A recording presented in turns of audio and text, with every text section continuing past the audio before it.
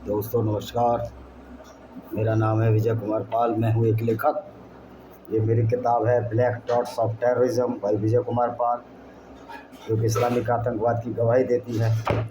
इसी तरह ये मेरी किताब है डेमोक्रेसी और इन इंडियन कॉन्टेस्ट, जिसमें कि कांग्रेस ने हमेशा हिंदुओं का पतन किया और बीजेपी भी कोई बहुत अच्छा कार्य नहीं कर रही है। अभी भी मंदिर मुक्त नहीं है, मंदिरों से टैक्स लिया जा रहा है। इस तरह मेरी 10-12 किताब है, आप देखते रहिए, मैं बताता जाऊंगा। और इसके बारे में आप ख़रीदेंगे तो आपको पता लग जाएगा मैंने क्या लिखा है। एक ये किताब है मेरी, इसको भी देख लीजिए आप। तो ये किताबें हैं मेरी 10-12 हैं। रुद्रा पब्लिकेशन बिलासपुर, शाश्वत पब्लिकेशन बिलासपुर, अस्तित्व पब्लिकेशन बिलासपुर पर हैं। और ये सारी किताबें आपको अमेज़न, फ्लिपकार्ट इत्यादि इत्यादि पर मिल जाएंगी। तो ये देखिए कि किताब ये है, एक मेरी किताब ये है। किताबें तो बहुत हैं, आप इनको ख़रीदें और जानें सच्चाई क्या है। ये भी मेरी किताब है और ये भी मेरी किताब है भाई विजय कुमार पाल। आप देखते रहिए, मैं हर वीडियो में इसको डालता हूँ, इन किताबों को। तो मेरी कुछ किताबें हैं, 12 किताबें मेरी हैं, 10 प्रिंट हो चुकी हैं और 2 लाइन मर हैं, यानी दो पाइपलाइन में हैं। तो दोस्तों आज हम ये बताएंगे कि हरमंदिर साहिब पर जो गोल्डन टेम्पल का एक मुख्य परिसर है, उस पर हमला मुग़लों ने हमले किए थे। और मुग़लों ने जब हमले किए थे, जब वो हरमंदिर साहिब को तोड़ना चाहते थे, क्योंकि आपको पता है मुग़लों का इतिहास कि किस तरह गुरु अर्जन देव, गुरु तेग बहादुर और गुरु गोविंद सिंह के 2 बच्चों को दीवार में चिनवा दिया गया। 2 बच्चों को बलिदान देना पड़ा और ख़ुद गुरु गोविंद सिंह को भी धोखे से एक पठान ने मार दिया। तो जो ये खालिस्तानी जो आज गलबैया मनाते हैं, इस उन के वंशजों के, अमदादली के वंशजों को, या उसके विचारधारा मानने वाले मुसलमानों के जो गलबैया मनाते हैं, उनको ये समझ लेना चाहिए कि तुम्हारे गुरुओं के साथ क्या किया। तुम्हारे प्यारे पवित्र, जिसको कि रामदास 5वें गुरु ने जिसको स्थापित किया हरमंदिर साहिब को, और जिसको बाद में 6वें गुरु ने कंप्लीट कराया, उसके साथ क्या क्या हुआ, मुग़लों ने क्या क्या हुआ। तो एक खालिस्तानी तुम्हारे लिए सबक है। जो अपने गुरु का नहीं हुआ वो पूरी सिख कौम का नहीं हो सकता। आप हिंदुओं से अलग रहिए, हमको कोई फ़र्क नहीं पड़ता, किसी भी कौम को कोई फ़र्क नहीं पड़ता। हिंदू तो वो वाहिद कौम है जिसने हमेशा लोगों को दिया है, लिया कुछ नहीं है। जो गंदगियाँ आई वो ब्राह्मणवादी जो व्यवस्था थी ऊंच नीच की, उसमें सनातन वैदिक धर्म में इसका कोई लुक नहीं है।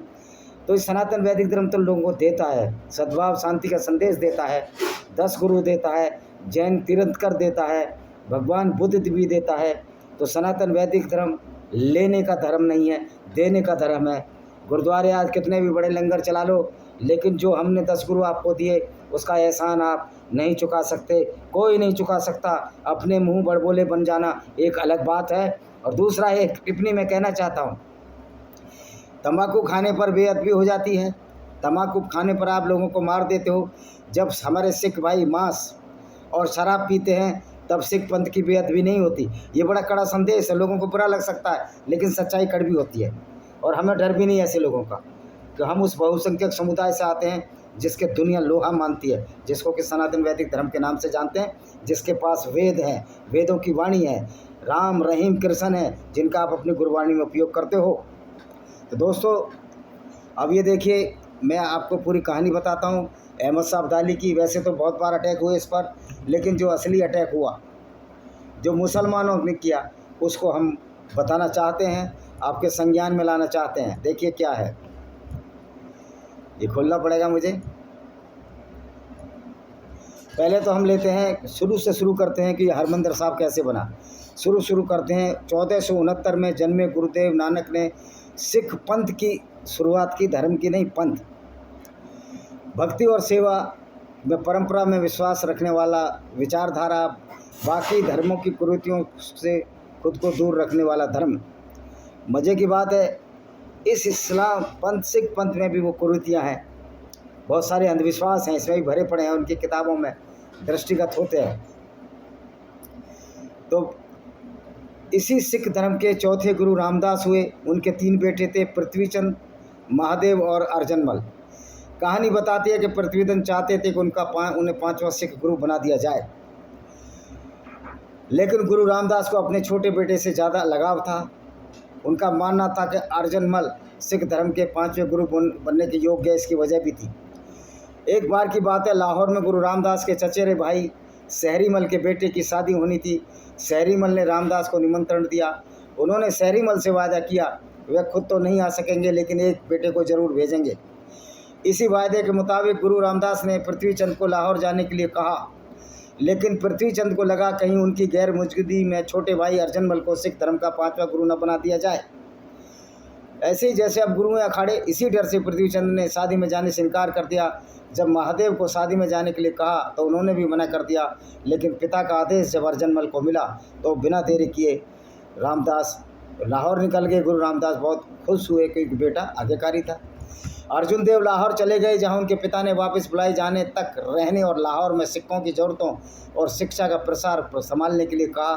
2 साल बाद अर्जनमल ने अपने पिता को एक चिट्ठी भेजी जिसमें एक कविता लिखी हुई थी। जब गुरु रामदास ने चिट्ठी पढ़ी तो भावुक हो गए। गुरु रामदास ने तुरंत बाबा बुद्धू को लाहौर भेजा और अपने बेटे अर्जुन को पूरे सम्मान के साथ वापस लाने के लिए कहा। उनके लौटते ही गुरु ने उन्हें अपना तैयारी घोषित कर दिया। कुछ वक्त बाद ही अर्जुनमल सिख धर्म के 5वें गुरु बना दिए गए। इस तरह वे अर्जुनमल से गुरु अर्जुन देव बन गए। गुरु अर्जुन देव ने सिख धर्म के लिए कई जरूरी काम किए, जिनमें से एक जो सबसे बड़ा अहम काम था अमृतसर में हरमंदिर साहिब या कहीं दरबार साहब का निर्माण। उन्होंने लाहौर के मुस्लिम धर्मगुरु मियाँ मीर को हरमंदिर साहब की आदर्शला रखने के लिए बुलाया। इतिहासकार बताते हैं कि इसका आर्किटेक्ट खुद अर्जुन देव ने डिजाइन किया था। यह उन्हीं का विचार था कि हिंदू परंपरा के अनुसार मंदिर को ऊंचे चबूतरे पर बनाने के बजाय आसपास की ज़मीन से नीचे की सतह पर बनाया जाए, ताकि भक्तों को प्रवेश के लिए सीढ़ियों से नीचे उतरना पड़े।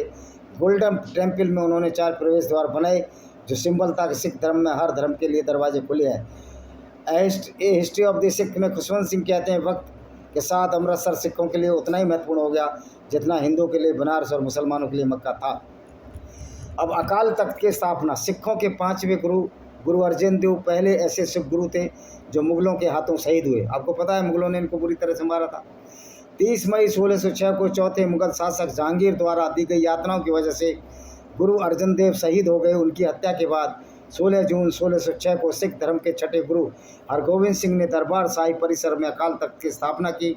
अकाल तख्त की मूल संरचना गुरु हरगोविंद, भाई गुरदास और बाबा बुड्ढा ने अपने हाथों से बनाई थी। मंच बनाने के लिए किसी अन्य व्यक्ति या कलाकार को नियुक्त नहीं किया गया था।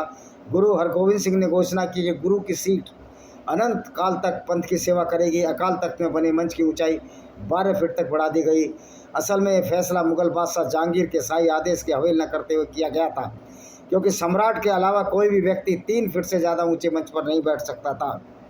गुरु हरगोविंद नियमित रूप से ऊंचे मंच पर तख्त पर राजसी गरिमा के सभी चिन्हों के साथ बैठते थे और सिखों के सभी विवादों के लिए न्याय करते थे।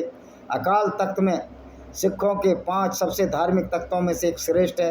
बाकी 4 तख्त हैं केसगढ़ साहिब आनंदपुर, पटना साहिब जहाँ गुरु गोविंद सिंह का जन्म हुआ, हुजूर साहिब जो नांदेड़ में, और दमदा साहिब जहाँ बाबा दीप सिंह ने लड़ाई लड़ी। गुरु हरगोविंद सिंह ने शुरू से मीरी और पीरी की प्रथा चलाई। उन्होंने 2 तलवारें धारण की, जिसमें एक को मीरी कहा जाता था यानी लौकिक शक्ति का प्रभाव था, दूसरी पीरी थी जो आध्यात्मिकता का प्रतीक थी। सिख धर्म का यह चिन्ह इन्हीं मीरी पीरी नाम की 2 तलवारों के और खंडे से मिलकर बना हुआ था। खैर अकाल तक तब से ही सिखों के एक पवित्र स्थान बन गया जहाँ सिख धर्म से जुड़े फैसले आज भी लिए जाते हैं। हुआ क्या, मुगल बादशाह अकबर के बाद से मुगल साम्राज्य और सिखों के बीच हमेशा तकरार रही। अकबर के ठीक बाद जहांगीर ने तो अर्जुन देव को मृत्यु दंड तक दे दिया और तभी से सिखों के लिए मुगलिया सल्तनत दुश्मन बन गई। इसी दुश्मनी में एक बड़ा मोड़ आया 1738 में। तब हरमंदिर साहब के प्रबंधक थे मणि सिंह। उन्होंने मुगलों से अमृतसर में दिवाली मेला आयोजित करने की अनुमति मांगी। उन्होंने दिवाली मेला के तुरंत बाद राज्य के खजाने में 5000 रुपये जमा करने का वचन देने पर लाइसेंस दिया गया। मणि सिंह को उम्मीद थी कि पैसा मेलों में आने वाले लोगों के चढ़ावे से जुट जाएगा। उस वक्त लाहौर का मुगल गवर्नर था जकारिया खान, याद रखिए। दिवाली से कुछ दिन पहले जकारिया खान ने अमृतसर में सेना उतार दी। सिख दावा करते हैं कि जकारिया ने अमृतसर में हमले के लिए सेना भेजी, जबकि ये हिस्ट्री ऑफ सिख में खुशवंत सिंह लिखते हैं कि शहर में व्यवस्था बनाए रखने के लिए सेना भेजी गई। जिसकी वजह से मेले में आने वाले लोग डर गए। इसके साथ एक और चीज़ हुई, मणि सिंह पहले से तय 5,000 रुपये जमा नहीं कर पाए। नतीजन उन्हें गिरफ्तार कर लाहौर ले जाया गया और मौत की सज़ा सुनाई गई। लाहौर जकरिया इतने पर भी नहीं रुका, उसने सिखों को अपमान करने का मन बना लिया। उसने अपने एक अधिकारी को अमृतसर भेजा और कहा कि दरबार साहब का परिसर का जिम्मा संभालो। और वो अधिकारी था मस्सा रांगड़, जो कि कन्वर्टेड राजपूत था हिंदू से। जो कन्वर्टेड हिंदुओं से राजपूत होते हैं उनको रांगड़ कहा जाता है। और मस्सा रांगड़ अमृतसर पहुंचा और उसने दरबार साहब को अपनी अय्यासी का अड्डा बना लिया। परिसर में शराब पीने से लेकर नाच गाना तक होने लगा। सिख ये देखकर सब बहुत गुस्सा थे। हालांकि भिंडवाला के ज़माने में भी शराब का सेवन किया जाता था और अधिकांश सिख अभी भी शराब का सेवन करते हैं, मांस का सेवन करते हैं।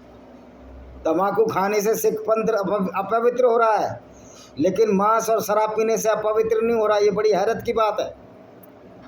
सिख ये देखकर सब गुस्से में थे। ये गुस्सा जायज़ भी था, क्योंकि जिस पवित्र स्थान पर सिख गुरबाणी का जाप किया करते थे वहाँ अब नाच गाना शुरू हो रहा था और मस्सा रांगड़ शराब भी पीता था और रंडियाँ वैश्याएँ नचाता था। गुस्से में ही बीकानेर के 2 सिखों ने मस्सा रांगड़ को ख़त्म कर दिया। बीकानेर के थे, एक्चुअली पंजाब के थे, पर बीकानेर चले गए थे जान बचाने के लिए। इसकी कहानी कहती है, जब दोनों सिख हरमंदिर साहिब पहुँचे तो उन्होंने अपने घोड़े दरबार साहिब के गेट पर ही एक पेड़ के साथ बांध दिए। जैसे ही ये लोग ब्रिज पास कर मस्सा रांगड़ तक पहुँचे तो वह शराब के नशे में धुत था, तम्बाकू का सेवन कर रहा था, हुक्का पी रहा था। पहले सिगरेट नहीं होती थी, यहाँ सिगरेट तो बहुत बाद में बनी है। मुजरा देख रहा था। भाई मेहताब ने मस्सा रांगड़ के सामने एक थैला खोलते हुए कहा वह उसके लिए एक तोहफा लाए हैं। जैसे ही मस्सा रांगड़ ने उस थैले में देखना शुरू किया, इन दोनों सिखों ने उसके सर को धड़ से अलग कर दिया। मस्सा रांगड़ का सर थैले में गिरा और उसका सर लेकर ये दोनों सिख दरबार साहिब से फरार हो गए। इस तरह मस्सा रांगड़ को मारकर दरबार साहिब की बेअदबी का बदला लिया गया। उसके बाद क्या हुआ, दरबार साहब पर अफगानों का हमला हुआ। 1747 की बात है। पड़ोसी मुल्क अफगानिस्तान, जो पहले भारत अफगानिस्तान तक का सत्ता परिवर्तन हुआ। नादिर शाह के बाद अहमद शाह अब्दाली दुर्रानी गद्दी पर बैठा। वो एक पख्तून था, पठान था। गद्दी पर कैसे बैठा इसका किस्सा भी बेहद दिलचस्प है, जो फिर कभी। तो आप ये जान लीजिए, जब अब्दाली अफगान का बादशाह बना तब उसका सबसे बड़ा टारगेट भारत था, क्योंकि भारत दारुल हर्ब था, इस्लाम के अंडर में नहीं आया था। वह भारत में अपना साम्राज्य विस्तार और इस्लाम का बढ़ावा देना चाहता था, क्योंकि इस्लाम का मतलब है साम्राज्य विस्तार। इसी नीयत से अब्दाली ने 1747 से 1767 के बीच भारत पर कई बार आक्रमण किया। इनमें से एक हमला 1757 में किया गया।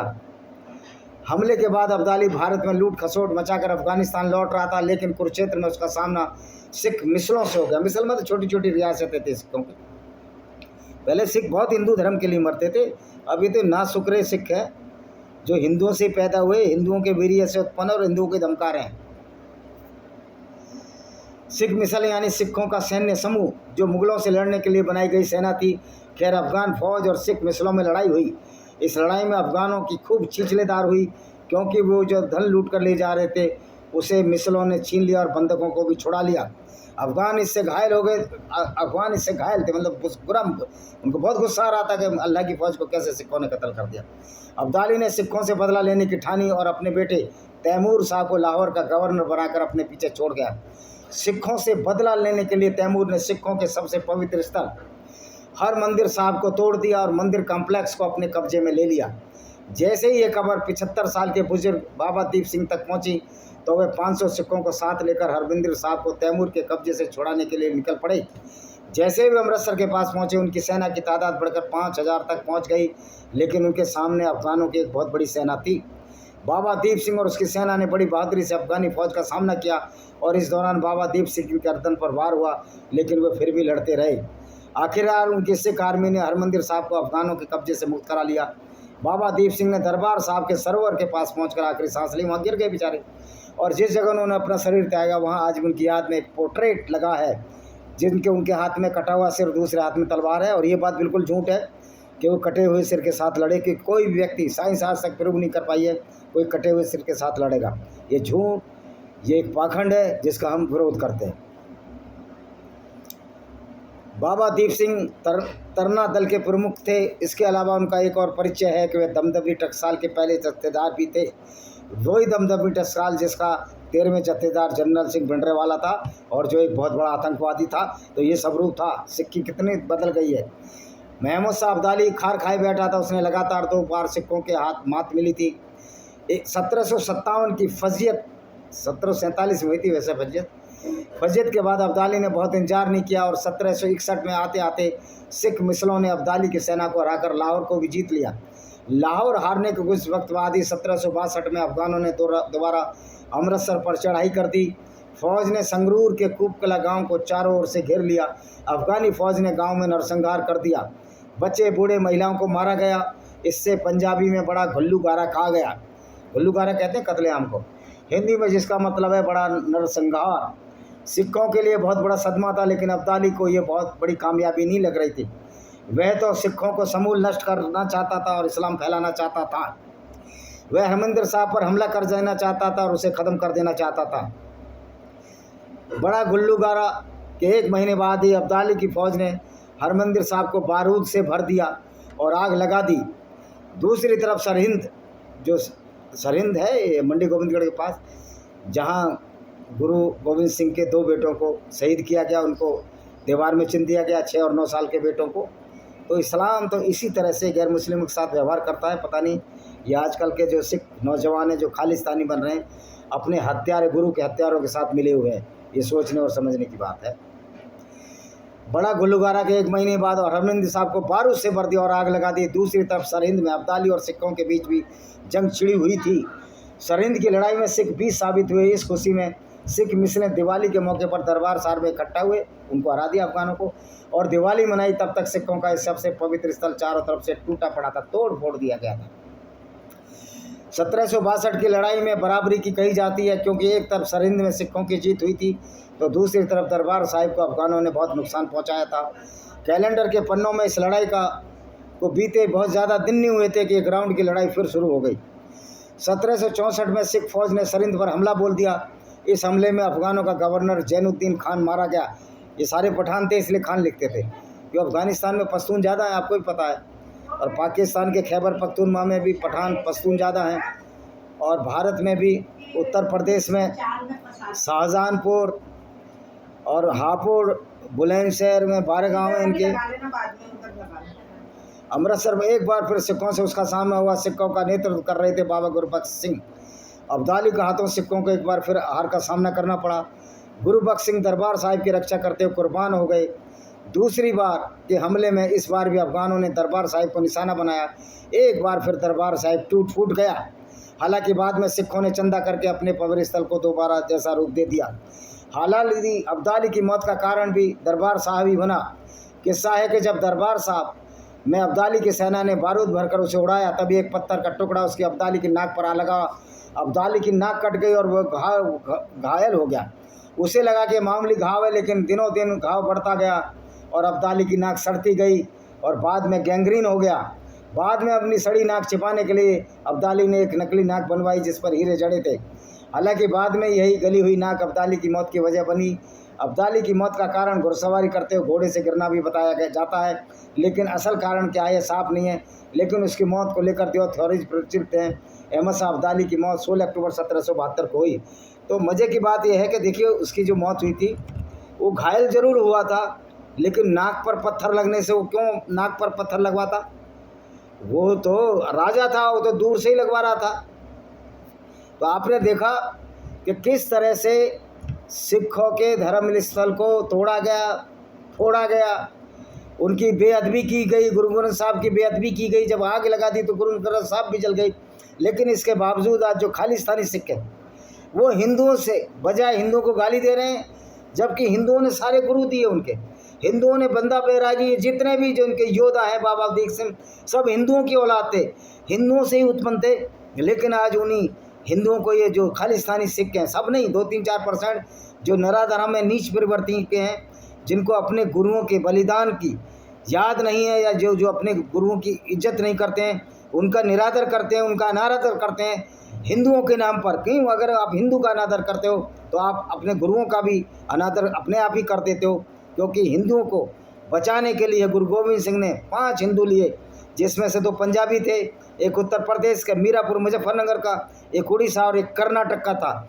यानी कि सिक्खी कौम में 60% तो पंजाबियत नहीं है, यानी कि 40% ही पंजाबियत है और 60% जो सिख धर्म है वो गैर पंजाबियों से भरा हुआ है।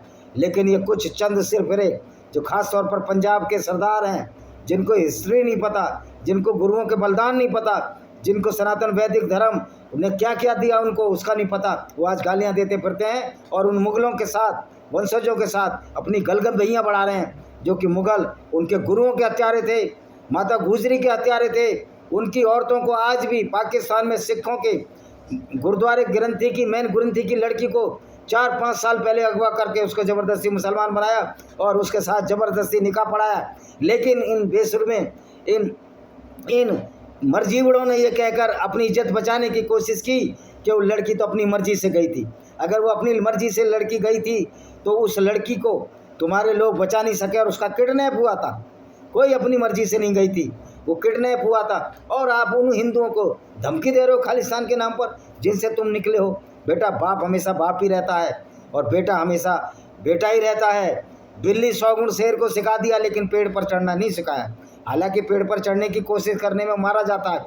तो तुम हिंदुओं की कितने भी बुराई कर लो, हिंदुओं का जय एहसान सिख पंथ के लिए है और जैनों पर है, और जो बुद्धिस्टों पर जो एहसान हिंदुओं का है, जिन्होंने तीर्थ कर दिए, गुरु दिए, आप उसका एहसान वर्षों में नहीं, हजारों वर्षों में नहीं चुका पाओगे। अपने को मत हिंदू मानो। सनातन वैद्य धर्म की विचारधारा को मानने वाले हमेशा अच्छे ही लोग होते हैं, बुरे लोग नहीं होते।